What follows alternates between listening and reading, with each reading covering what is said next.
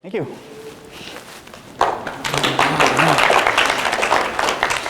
Good, great crowd. Good lunch, good speakers. All right, we ready to be awake? All right, so I'll make you guys a deal today.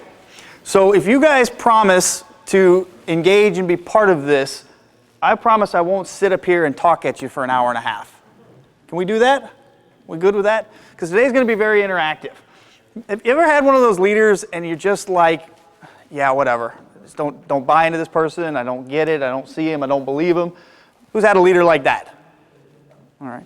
Well, who's had the opposite type of a leader where you're like, I trust this person. This person gets it. I'll do whatever they need. They really believe in me. This is the kind of person, leader I want to follow. Who's had one of those leaders? Okay. Well, today my goal is to help you start to become that second leader. Because I believe that is in people. And this is a great tool, a great way to do this. Okay? We're going to talk today about a tool to help you build trust and credibility. And it's going to be very interactive. You're going to be doing a lot of work. You're going to be doing partner groups. You're not just going to sit here and listen to me. But at the end of today, what you're going to walk away with is a draft of your own personal leadership philosophy. And those are important words. Personal leadership philosophy. It's going to be very personal about you. No two are going to be the same. No two ideas are going to be the same. We're going to talk about how to do it. And we're going to go through this worksheet. And you're going to get most of what you need to do it and the tools and the tricks on how to do to get it the rest of the way. Who is the most important leader in your organization? Man, it's a first guess. Who said it? Did he say you? First guess. That's the right answer. Sorry. I guess nobody else gets to answer because he just jumped in there and got it right the first time. Yeah, you. Why'd you say that? Because everybody needs to be a leader. If you want your leaders to be able to depend on you, you have to be a leader to grow an organization, a team. Ah. All right. What do you think about that? What do you think of the idea of you being the most important leader in your organization? Well, I really think it's our executive director. Okay. And the reason is he sets the tone for the rest of the organization and we all follow. Mm-hmm. What do you think a member of your team would say?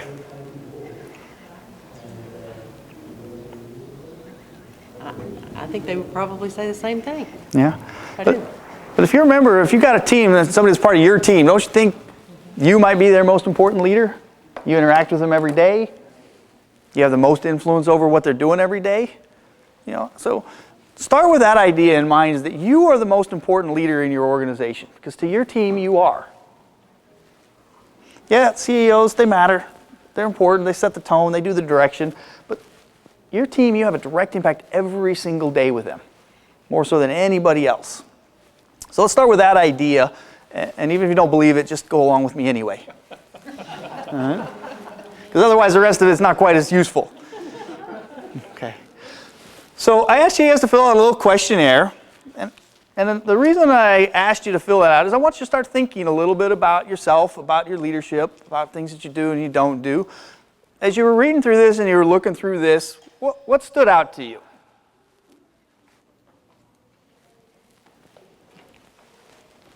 Debbie? It's about what we do. We have to take the action to make things happen. Okay, so it's about us. We have to take the action to make them happen. Okay, nice reflection. I like that. Any other ideas? What other reflections do we have? What'd you come up with? What'd you think about as you were listening to it? Just the idea that even in entry-level positions, even starting early in our careers, that we need to be displaying these same leadership skills. Yeah, these are pretty good leadership skills. These are important skills. So just the background on these things, what these things are is these are 11 principles of leadership that the Army did a survey in 1948 after World War II and said, what is a leader? What are some of those characteristics and traits and behaviors of leaders? And these are the 11 principles that they came up with. And interesting enough, the Army redid this survey back in, I don't know, about 10 years ago. How many of them do you think they changed? None. Actually, I have a thought. Yeah, please. If you look at all of these remarks, they're all soft skills pretty much. Yep. Except for the one about being proficient. Mm-hmm. So they're really all about your soft skills. Yeah, which I actually personally hate that term, soft skills. I think that's I don't like that term. I like the term leadership skills, because there's nothing soft or easy about those skills. Yeah, you're absolutely right. I probably looked at this differently. Uh-huh. Because I looked at it from a standpoint of, again, it says self-evaluation. And I feel like if somebody else, one of the members of my team, would have given me different scores than this, probably, and I'm saying probably higher, because I was very critical of myself and the way that I see myself doing things. Actually, when I was an engineering manager in the oil industry, I had taken some of these and actually took them and handed them to my team and asked those same questions. Hey, fill this out. What do you think about me? Very, very engaging. Some scores they scored higher, some lower. It was quite an interesting exercise. All right. Yeah. But hopefully as you're looking at this thing, it tells you something about yourself. It tells you, well, where are the areas in here that I think I do well? Where are the areas here where I don't do as well? Why is that? What can I do for those things? Okay. So the idea of developing a personal leadership philosophy, why? This is the WIFM. Who knows what WIFM stands for? What's in it for me? Everyone's got to have a WIFM. So I'll try to give you guys your WIFM for today a little bit. So why develop this? So let's say you're a project manager, you're a new project leader, you're coming onto a team. What do you think your team wants to know about you? Or if we take in this, I'm your new leader here in this room today. This is a project. I'm your project leader for the day. What do you want to know about me? What do you guys think? Is he a hard ass? Is he a hard ass? Okay. Well, sort of. I mean, it kind of goes along that. How's he going to behave? How's he going to operate? What's he going to do? Is he A dictator, or is he a... Yeah. Does he know what he's talking about? Is he competent? Does he know what he's talking about? Why this person? Sure. What else you think?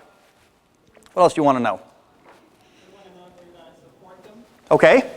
Are you going to support me?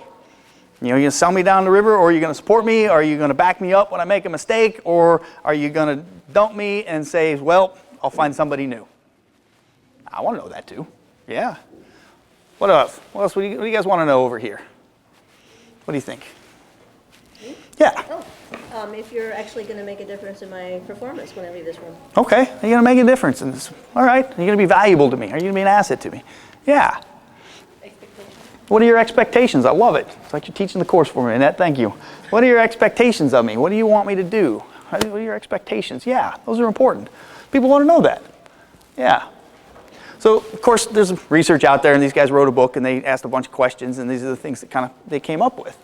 These are basic things. Yeah, people want to know this about you. If you're their leader, people want to know. So what do you think, then, members of your project team want to know about you? Same things. You see where this is going? Same things. Yeah. Don't you think your team members want to know these things about you?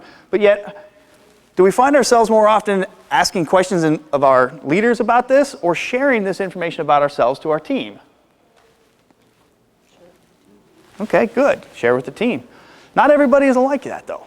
A lot of people are a little bit like, well, no, I don't need to share this so much. I'm not sure. They're either a little hesitant, or they don't think people are interested. They think it's selfish, I think the first instinct to a new member of the team is to go to whoever hired him and say, you try to get a feel for, why'd you hire this guy? Right. Why do we need somebody new? Yeah. But what I want you to give you guys is a way of saying, look, your team wants to know this about you. Let's give you an easy way to do this, a consistent way to do this, a document that's all about you, and says, yeah, this is who I am. This is what I believe in. This is what the document's going to do. This is what a leadership philosophy is. It's writing these things down so that people can read it and know who you are. You're giving them a great sense of who you are. Now, the important thing to understand is what this is not. This is not an amendment to the employee handbook. This isn't a way of saying, here's all the things you have to do to go do your job. This isn't telling other people this is what you should be doing. That's not what this is. There's plenty of other places to do all that stuff. And most of them fall in the employee handbook, which I'm glad I'm not an HR rep that has to write employee handbooks. And I'm sure you guys are too. You want to go solve problems. Okay? So your benefits, it's going to provide you a tremendous amount of insight to that leader, to you as the leader. This is going to give people an insight as to who this person is, who you are. Identify what are your values and your beliefs. What are those critical things? Yeah, a lot of people will know it, or they've heard it, or you've talked about it, but when it's written and you own it, it's much more clear that way.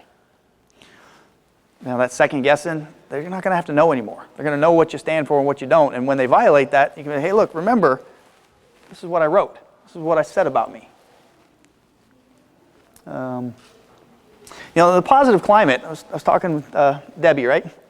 And she was saying that, she's looking for kind of new ways for her organization and, something kind of different for their leadership and to bring something a little bit new to them. Well, if we want to establish this positive climate, this is a very positive document. This isn't a, thou shalt not do this thing. This is a, hey, this is what's important to me. You're going to set a tone of openness that says, yes, I'm willing to share this about me. I want you to share this about yourself. It's going to establish a tremendous climate in your organization. And lastly, the whole title of this thing, this is a great foundation for trust and credibility. Trust it's gained by the inch but lost by the mile. And it's all those simple behaviors that you do every single day. And it boils down to that very simple tenet of say what you're going to do what you say you're going to. This is a great way of telling everybody this is what I'm going to do. And then when you start doing it, well, then it builds that. And then also that accountability, because if you don't, and then they tell you that, hey, you didn't quite live up to what you said you were going to do here, then you have a really fantastic organization because they're willing to say, hey, I didn't think you quite lived up to this. Hey, you know what? That's good feedback. Thank you for that. I need to adjust. When you got somebody that'll call you out on your stuff in a positive way and say, look, you didn't quite leave this. This isn't exactly what you said you were going to do. Hey, you know what? You're right. So they'll start to trust that because they know what to expect now because you clearly told them what to expect. And as they see that over time, then that builds that credibility, that builds that trust. But you got to tell them up front. And this workshop is going to give you a nice, easy way to do that. All right. Some people are a little bit scared by the idea of the philosophy, a leadership philosophy. I'm not a philosopher. I'm an engineer. The philosophy stuff's, that's all frou-frou stuff. Don't get caught up in that word philosophy. Get caught up in the words personal and leadership. Okay. So we're going to do our first exercise. So if you look at your sheet here, let me just grab this real quick from you. So if you look on right in here, we've got a exercise that says leadership definition. Leadership is the process of ... So what we're going to do is we're going to spend about 5 minutes, and I want you to think about that. Leadership is the process of. What is your definition of leadership? Everybody's got one, but you need to know what yours is. So let's take a few minutes, start working it, start answering that question. If you want to talk to your neighbor, if you want to get some ideas, if you want to work for yourself, that's fine. So we're going to spend about 5 minutes, and we're going to have everybody define leadership. And we're going to have a few people share, and they're going to be random. So, I'm just going to randomly pick a few people. Those that look bored or don't look like they did the exercise, you'll get first. So take about 5 minutes and think about that. What you got it going, Alex? There's a reason I type everything. It's okay. It's still better than mine. That's impressive and sad at the same time. All right.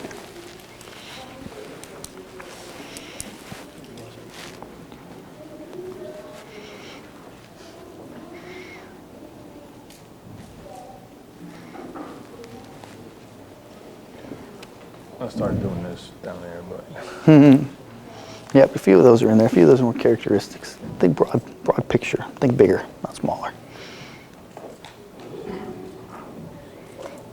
Yeah, so think more along those lines than those lines. It's all right, you're going to get lots of help. You get other people's thoughts.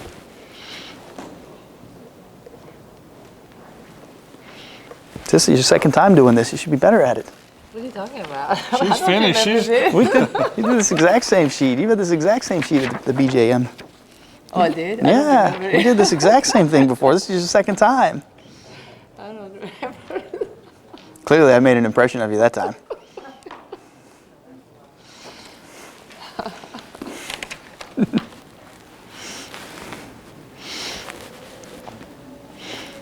All right, let's take about another 30 seconds and finish up your definitions, and then we'll get a few people to share theirs.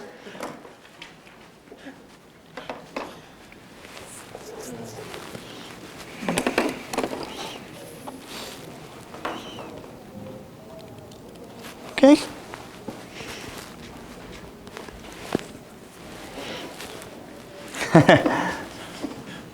right. Hey, clear and concise, easy to be understood in a single rapid reading. There you go. I've never been accused of being long-winded. Seriously. I think I smell some sarcasm going on over here. No? Okay, so let's come back together and let's hear a couple examples. What do you guys think? Go ahead. Make sure you gotta go loud so the rest of everyone can hear you. Leadership is the process of supporting others to be their best. Okay, the process of supporting others to be their best. Okay, good, good. Who else would like to share? Go ahead. Leadership is providing direction and guidance through ways such as asking the right questions so the team can figure out the best answers.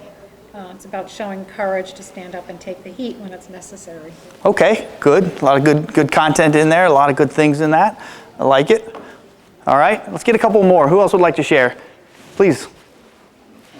Leadership is the process of making people follow you without making them voluntarily that they follow you. Because if nobody follows, you're not a leader. Okay, yeah, the one requirement for a leader is followers. That is the one requirement to be a leader, is you have to have followers. Okay, so yeah, I like your voluntary aspect of that. I see where you're going with that. It's not making them, it's not coercing them to do it. It's wanting them to do it. Yeah. Yeah, I use the term inspire for that. It's about inspiring people. All right.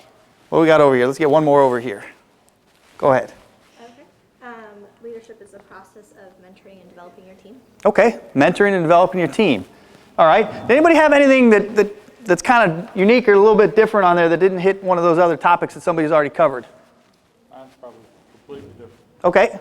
I said leadership is the process of progressing to a common shared goal through personal and non-personal interaction, using personal strengths, recognizing personal weaknesses, and by setting a reasonable example to attain those goals. All right. Were you a lawyer in your past life? No, I'm an engineer. You're an engineer. All right. He's an engineer. That doesn't surprise me. That's an engineer's answer to that question right there. But, you know, that's the part. That's true to him. He's an engineer. He gave an engineer's answer. Good on him. I wouldn't want an engineer giving an artist answer trying to be something fluffy. It's being something that they're not.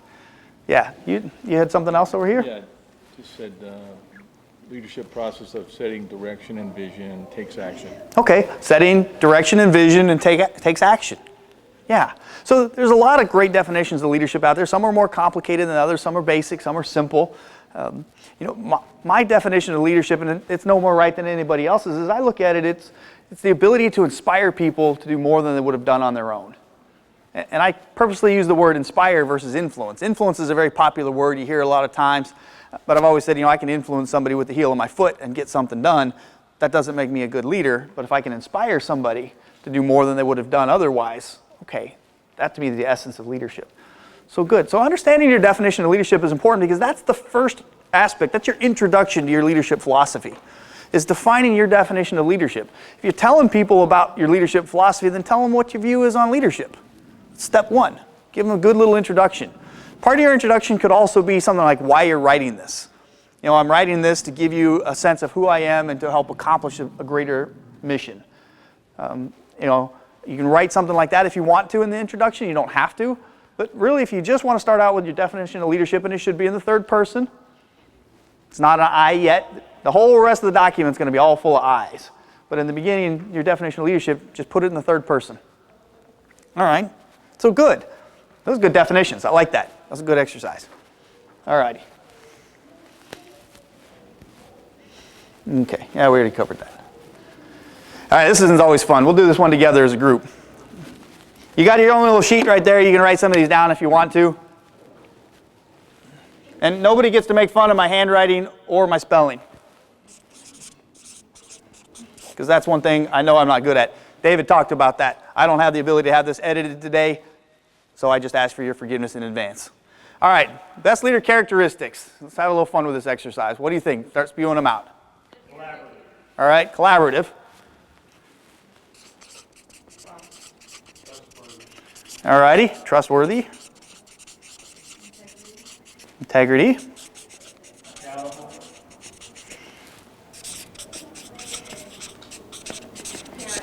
Caring, like it. Empathy, all righty.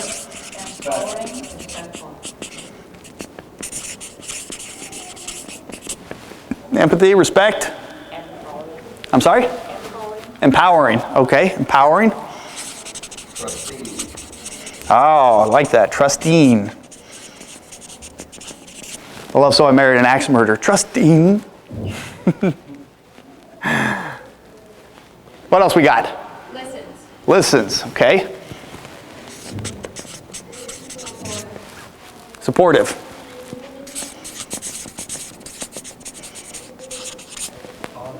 Honest. Yep.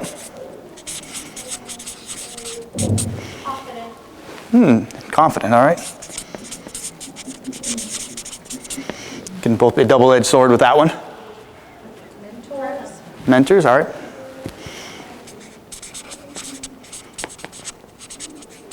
All right, but yeah. All right, one more. Available. That's your greatest ability is your availability. Yeah.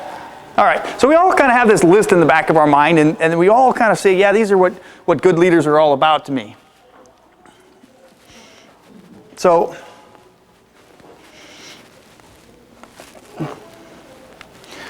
we've compiled a pretty big list over the years, and you guys hit a lot of what these things come in with. But the most critical ones there are what this whole thing is about. They're trust and credibility. Yep, feel free to take pictures all the time if you want to. You can post them wherever you want to. You can post them on our little identify here. You can post them anywhere else you want to. Yes, should go on the website as well. All right, so yeah, these are the things as you're thinking about when you're writing your leadership philosophy.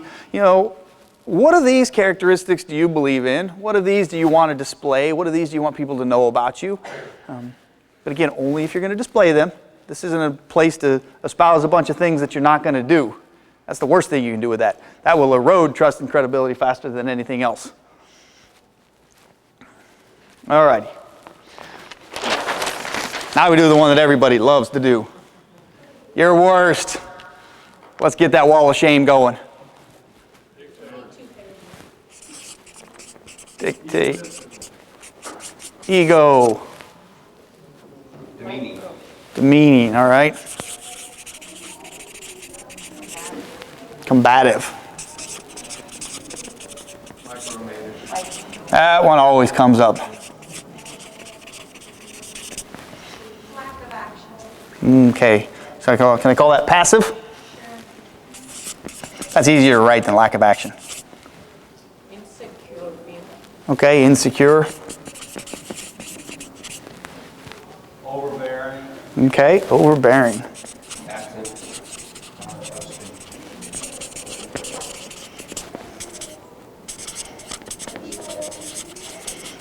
Trusting, abusive, yep.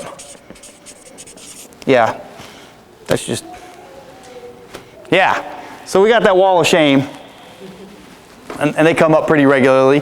Yeah, I mean, we all know, we've seen them. But yet it amazes us that even though we know what makes good leaders and bad leaders, how often do we still see it? Can I ask you, why would you workaholic be a bad leader? All right. Doesn't mean Yeah, say that a little louder. They expect you to be. Yeah. Yeah, exactly. Who wants to work for a workaholic? If I come in at 6 in the morning and leave at 6 at night, you're supposed to be there right with me. That's what a workaholic is. My favorite boss had that characteristic. By far the best I've ever had. Yeah, but it's one thing if the boss has that characteristic, but if he expects you to be there the whole time he's there. But it's that's The where trait the is problem no workaholic, the trait is unreasonable expectations. Yeah, Yeah. exactly. Yeah, but besides you being your favorite boss that's a workaholic here, who here has worked for a workaholic is that boss was awesome? Well, I have actually worked. Okay, so it's not that it can't. It's not that workaholics can be good bosses, but when you look at those characteristics, yeah, I don't want my leader to be a workaholic. I want my leader to work smarter, not harder. I want to work faster, not longer. I want to be more efficient and diligent with time, not waste it, not work to the time, but to work to the standard. That's a better characteristic in my view. But again, these are yours. You don't have to agree with these. If you think a workaholic is a great thing and you want to be a workaholic, you know what? Put it in your document. You'll hear that theme over and over again. If you're a workaholic, put it in your document. I'm a workaholic. Own it. If you're a micromanager, put it in your document. Because then they'll know what to expect.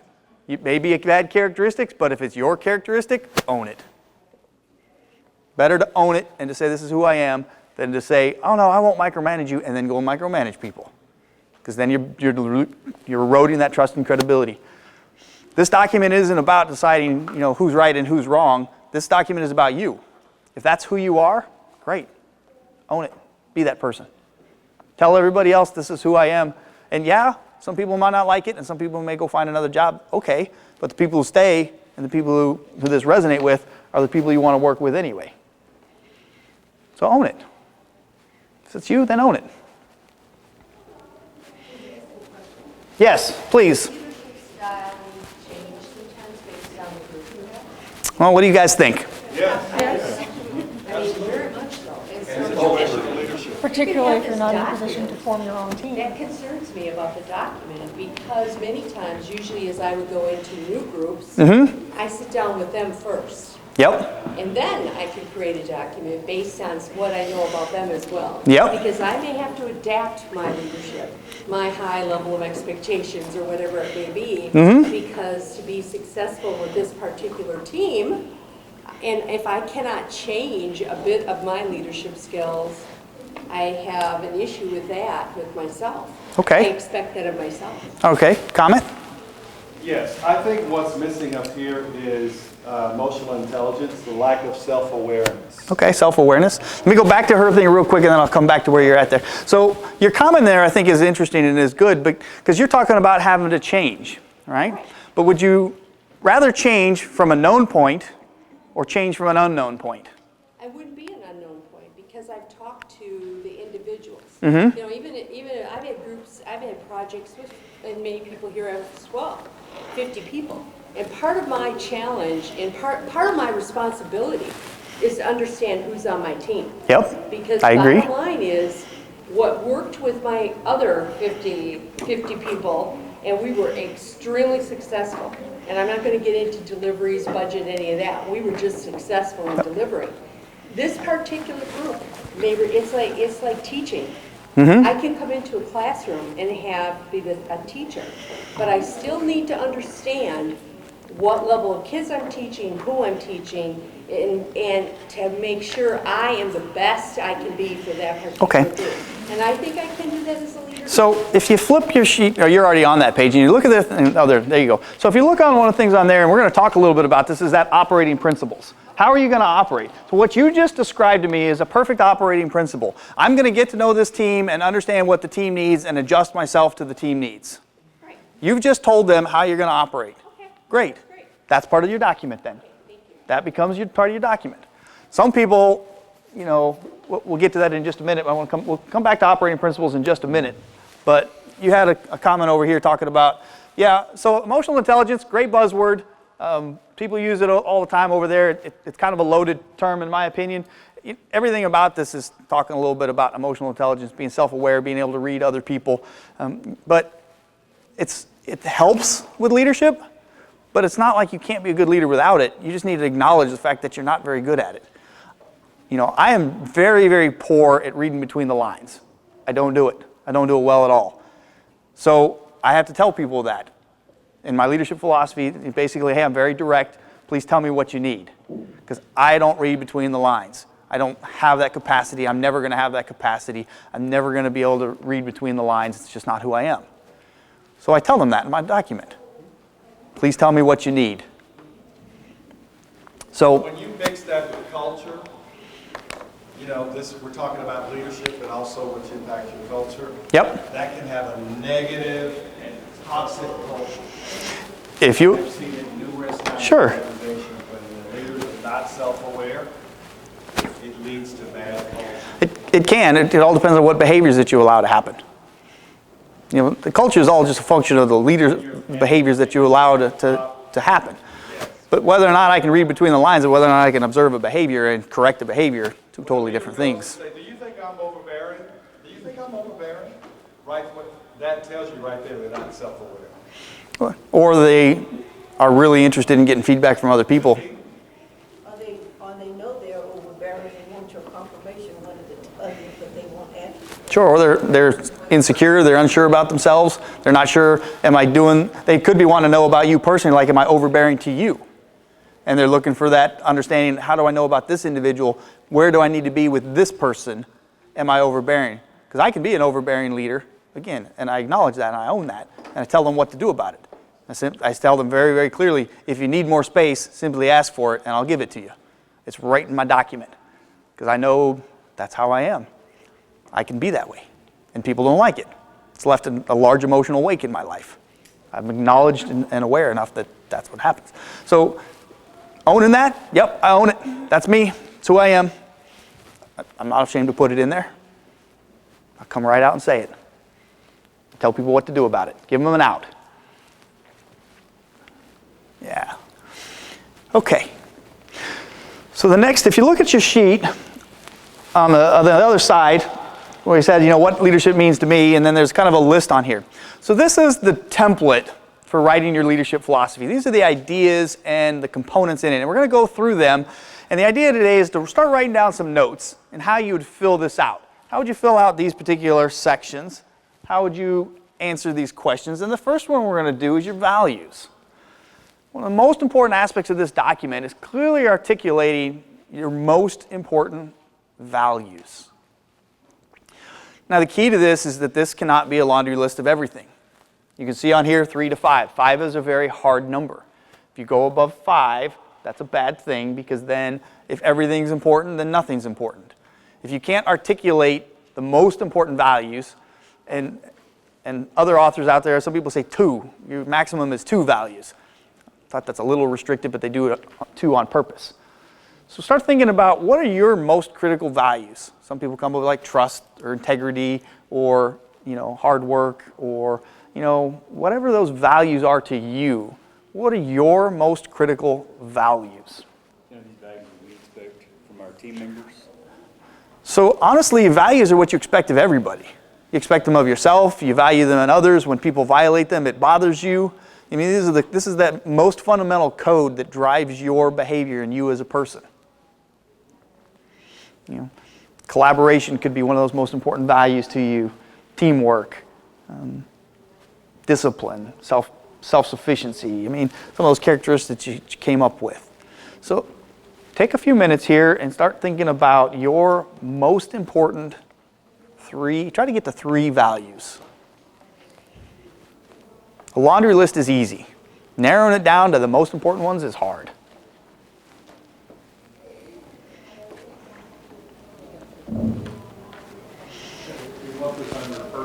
Yep, on the personal values section of your worksheet.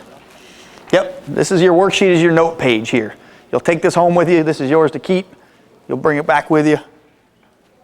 You'll use it in the future. If you have a notepad or something else, you can write on that too. That's fine. I just want to give you something if you didn't have anything.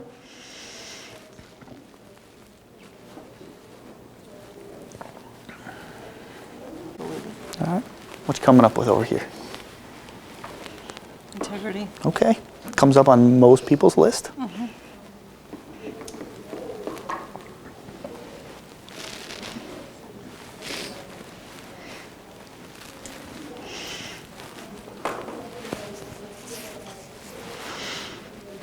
What'd you come up with over here?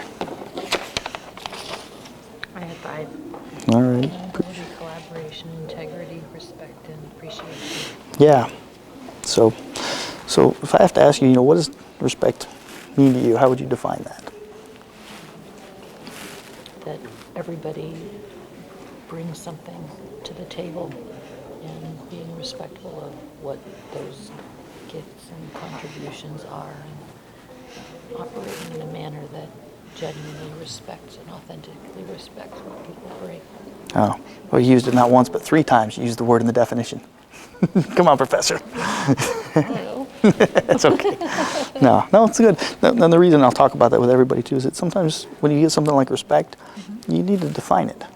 because what it means to you may not be the same to everybody else. True. So you just want to let people know what your definition of respect is. So nothing wrong with that as a value, but some of them are a little clear, some of them require a little bit of interpretation, of understanding. But again, nothing wrong with them. They're yours. I'll never say your value is wrong. They're yours. Exactly. It's your priorities.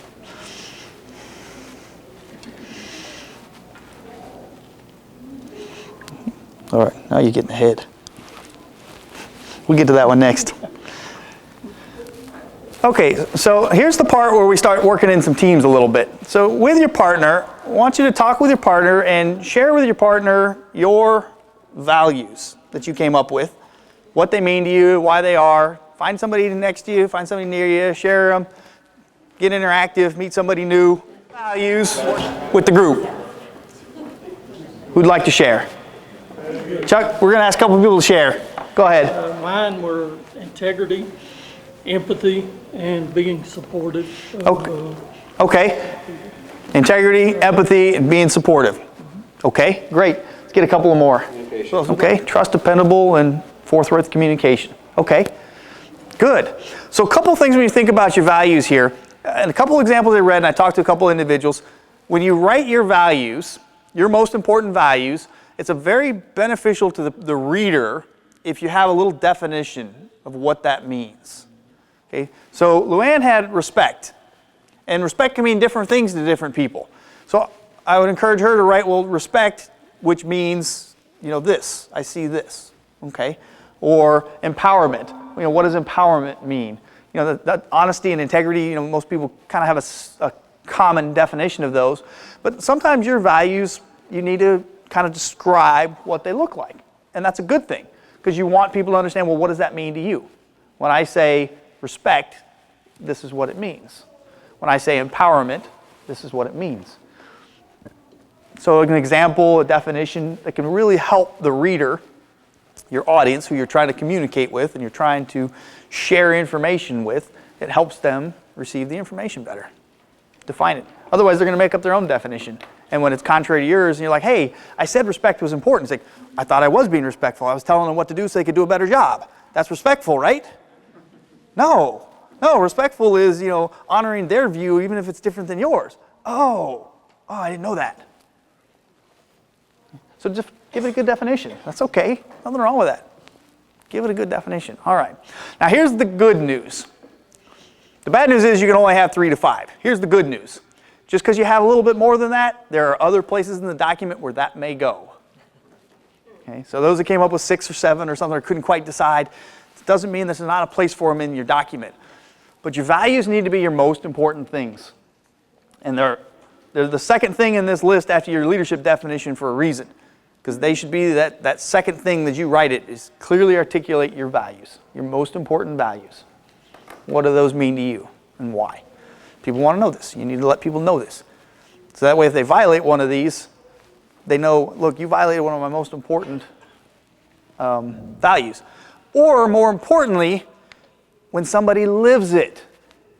And he says, you know what? That was fantastic. You really showed a lot of respect for that person. That's one of my most important values. Thank you. Do it again.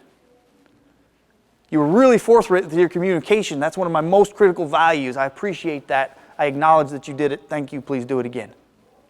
So it's not always about what people are doing wrong. More times it's about now you have a platform for acknowledging when somebody does something right. Because you told them this is one of my values and you saw them do it. And now you get more of the behavior you want because you reward the behavior you want. That's a basic tenet of human behavior. You reward the behaviors that you want and they'll repeat them. But you're telling them what you want to see and rewarding them when they do it or correcting them when they don't. But you made it clear. Okay, so now what I'm going to do is I'm going to kind of walk you through the rest of this worksheet, and then for the remaining time we have, we're going to get as far as we can get, and when we run out of time, we run out of time. Okay, so the first part we've already talked about. What does leadership mean to you? Describe what leadership means to you, written in the third person. You guys have already gotten a pretty good definition of that for yourself. You've done that exercise already. Your personal values, what you believe in most. Your 3 to 5, preferably 3, values that are most important to you. You just state them straight up front. And you don't have to be this super articulate person that has this great flow. Some people start out and it's just all bullet comments. Or they just have the title or the heading and the information below it. That's okay too. There's no, I'm a good engineer. My form follows function. Like any good engineer. So I worry about the function of it, not the form of it. So make it functional. Do what works for you. If you're a bullet comment person, then write bullets. If you like, nice prose and you're articulate and that's important to you, then write it that way. Okay. So operating principles. We had a great example earlier on operating principles. How are you going to carry out your work? This is the spot where if you're a micromanager, you get to own that. I will micromanage you and make sure that you do everything the exact way I want you to do it. Okay. Again, people may not like that about you, but you better just tell them that. Because you can still lead by being a micromanager, it just may be a little bit harder. But if you tell them that, then at least they know what to expect up front. So when you're micromanaging, they're like, yep, well, they did tell me this is what they were going to be like. Other examples on this might be, I will provide you the information necessary and then allow you the flexibility and the freedom to operate to accomplish it. Okay, great, that works too.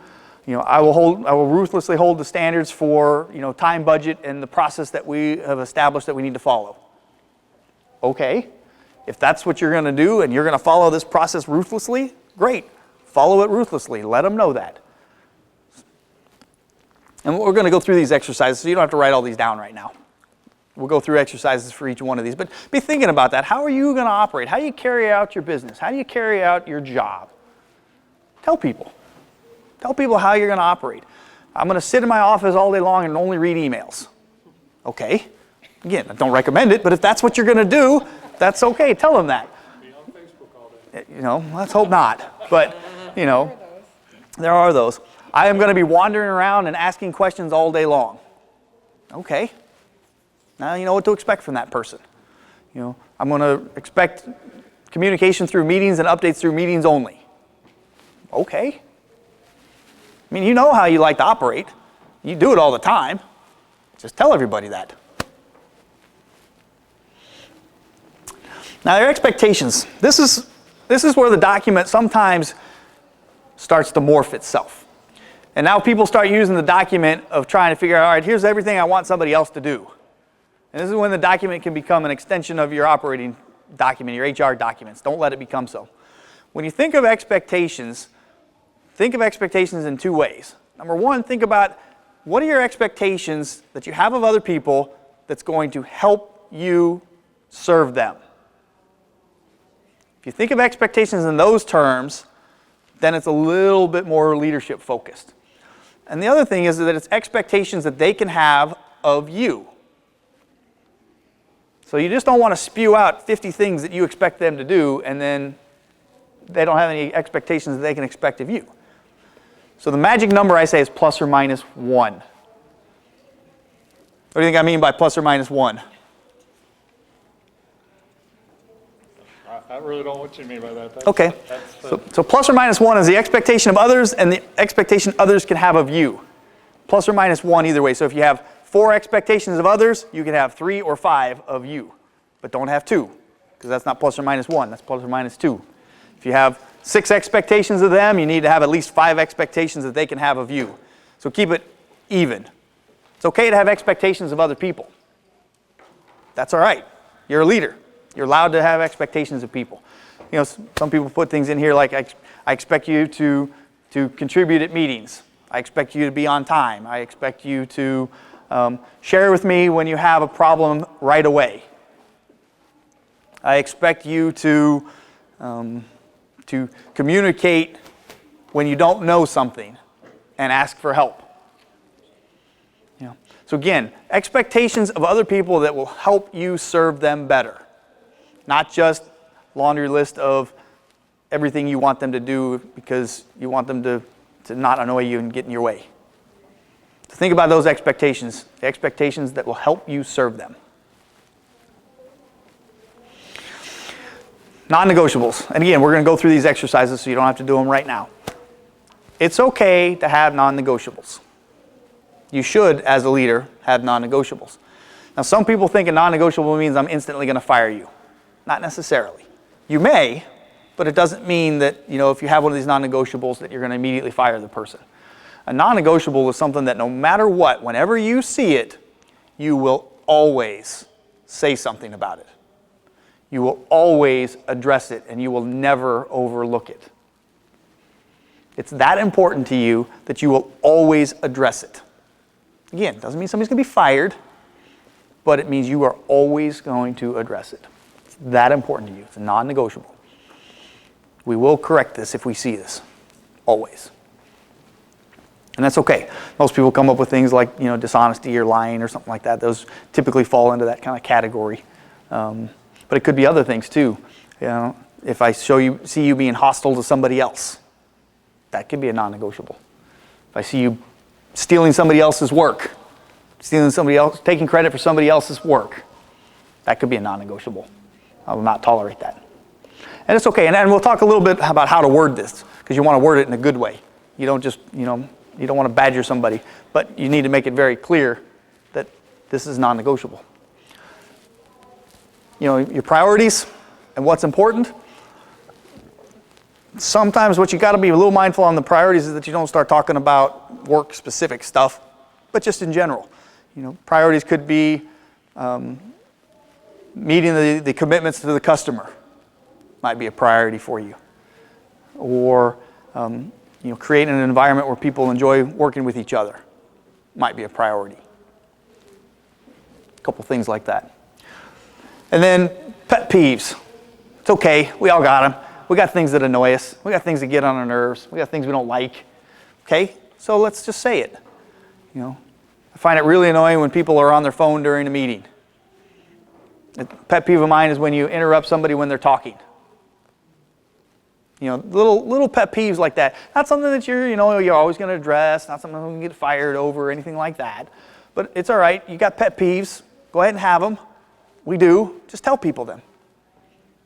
If it annoys you, okay, own it. It's okay. And then the last part here is commitment. Some kind of a commitment that says, I'm committed to living this document and to receiving feedback about this.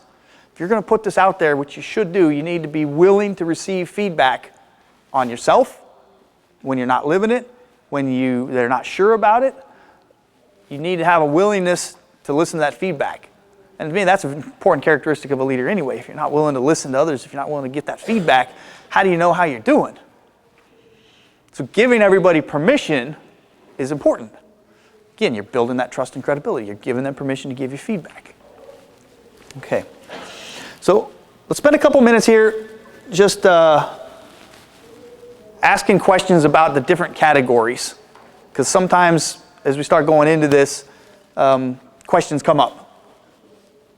So any kind of questions on the formula, something that you're not quite sure of.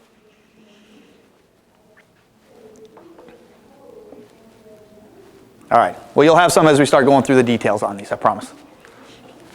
Okay. So our next exercise we're going to do here, we're going to talk about your operating principles. Okay. So we're going to spend a few minutes, and then you're going to work with your partner again, and then we're going to outbrief again, and then we're going to work the next one, and you're going to feel this pattern coming back and forth. It's going to be like lather, rinse, repeat. So right now, think about it. Take a couple minutes. Talk about your operating principles. How are you going to operate? And it should be fairly generic, not job specific, because your leadership philosophy should transcend any job you do. When you leave one job and go to another, your leadership philosophy shouldn't change drastically. So go ahead and take a few minutes, and then I'll tell you guys when to partner up. So start working on them. Individuals to perform their job. Okay. I manage project managers. Nice. So, provided them the benefits of my experience to assist them with evaluating approaches, concerns, questions, whatever they might have. Great. So, when you're coming in there and you're telling them, maybe they'll start to understand, oh, she's not trying to be a bossy, tell me what to do. Oh, yeah, that's how she's going to operate. Okay, great. People will respect that. I like it. All right. More coaching. From a mentor. From a mentoring perspective. Yeah. Right, it really is. All right. And hold the team to develop standards. All right. So, yeah, your expectation is you got to develop your own We standards. have these standards, we have things that are being put in place by the PMO, and we need everyone to get on board. Yeah. Okay. Basically. To take them or to honor those. And then to ask questions if you need more direction. Mm-hmm. Sure. So yeah, said something like that. Sure, that's the way that you operate. Yeah, and again, you have to decide for yourself whether or not your methods are the best methods or not. But what you want to do is clearly state what your methods are, how you're going to do it. They've worked with most people. I have someone at the moment they're not working too well with, but I haven't figured out what method's going to strike a chord with that particular individual. And we're going to come back to this at the very end when we talk about delivering this and how you use this, because that then, if you tell them this is how you are and it doesn't resonate with them and they're like, yeah, that just doesn't work for me. Well, tell me what does work for you then. It starts that conversation. It gets you a platform to extract the information you need once you tell them this is how you normally operate. It just kind of goes back to what you're saying. If you're going to figure out what the team needs and how they're doing that, then you're telling them that, and then you know to go get this information. All right, we understand that we need to provide this information. So once I give a task, my expectation is to not have to come back to it and tap it over and over to get it done. All right, so you're kind of bleeding a little bit about your operating principles with your expectations. That happens, that's okay. Mine did that too. They just kind of all bled together into one. That's all right. But yeah, that's how you're going to operate, is that you're going to give them that stuff and just expect them to go get it done. Yeah, all right. That's how you're going to operate. All right? Good. Annette? Well, I like to motivate people. Okay. In a way that if they think they cannot do it, I believe in them. I said, yes, you can. Okay. And when you can't, you come to me and I will help you. All right, so your operating principle is that I'm going to push you to do more than you think you can and expect you to come to me when you run into a roadblock or something like that. Yeah, I believe that you make them to believe in themselves and they Okay. see they actually can do it. So I think that's an important operating principle that people need to know about you, because then when you're pushing them, instead of them interpreting that as, oh, you don't think I'm good enough, you're being critical of me, they realize, excuse me, no, that's Annette trying to push me, trying to get more out of me. That's who she is. That's how she operates. See, that's important for somebody to know, because if you were to come to me and I didn't know that about you, I might think I'm failing and that you just think I'm horrible and that I can't do it because you got to come in and push me all the time. But now that I know that about you, I'm like, okay, that's how she is. Very empowering for your team members.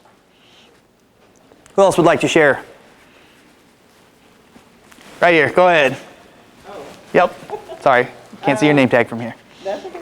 So I don't want to tell you how to do it. I just care that the work is being done correctly. Okay. But I'm always available for you to come to me for help. Yeah. Either, come to my desk or questions or emails or Mhm. I'm always available, but I don't want to tell you every little thing to do. Yeah, I want to look at the big picture and don't want to have to tell you all the small little details. But somebody who doesn't know what they're doing, they might not know that. They may just think, oh man, she just gives me the stuff, I don't know what I'm doing, and then she leaves and I got no idea what I'm doing, and I just fumble for days until somebody helps me. I ask a lot of questions, and when I try to tell people is that it's not that I don't think you're right, it's that I need to understand it better. I'm asking for understanding, I'm not asking because I doubt you. But people don't know that. Their natural instinct might be, oh, she's questioning that I don't know what I'm doing. Yeah, great operating principle. Yeah, tell people that. All right, any other questions on operating principles? What they are, what they're not? All right, we're making good time, we're rolling. So you have to decide, this is where some of those values that come in, maybe this is a priority. It's not one of my most important values, but it's still a priority for me. Safety oftentimes comes into priorities, creating a safe environment, respect could come into here, a couple different things. Honoring the value of the client can come in here. So a lot of different things can come into here. So what's important to you and in what order? And if it's already stated someplace else, that's okay. You don't have to state it again. So questions on priorities, because we're going to go through that same little exercise we just did, give you a few minutes, think about it on your own, share it with your partner, share it with the group. Like I said, I'm not all that creative. The pattern works. Just in place, just stand up. We've been sitting for way too long. We're going to stand up a little bit, get some blood flowing. All right, we're going to move around just a little bit. Where's the beer tap? The beer tap is going to be a little bit later this afternoon. It'll be at 5 o'clock over there by the stage. It's 5 o'clock somewhere, but not here yet. All right, that's good. Let's sit back down. I just don't like everybody sitting for so long. This is a long day. These chairs are not very comfortable. All right, so let's get a couple examples. Let's share. What'd you kind of come up with some priorities? What'd you come up with? Good communication. All right, good communication is a priority. I heard that quite a bit as I was walking around. Let's see here. Let's go over here. Where else do we want to go? What do you got over here? What was some of your priorities? Getting the task done. Okay, getting the task done. That's a priority. Having a good work environment. I stole that from my colleagues. All right, having a good work. See, it's working. You guys talking to each other. You're stealing from each other. You're coming up with good ideas. That's the whole point. That's the whole point. They said we created PMI to like share with others, right? Well, there we go. We're meeting that objective here in this room.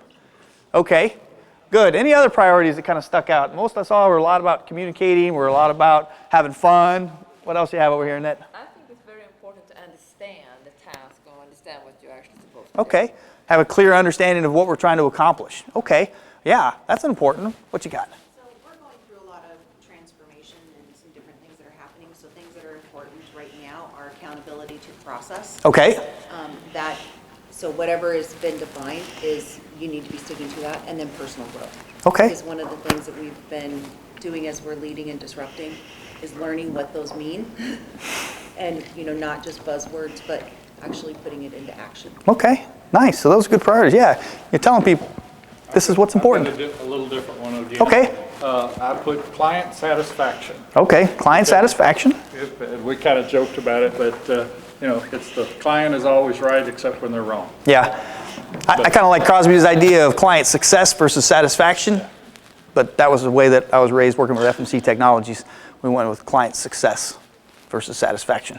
I don't care if they're happy or not. I care that they got what we agreed to. Don't care how we get there, just so we get there. What's that? You care that they met their stated objectives. Exactly.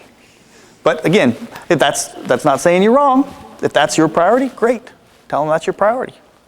Then people know this is my priority.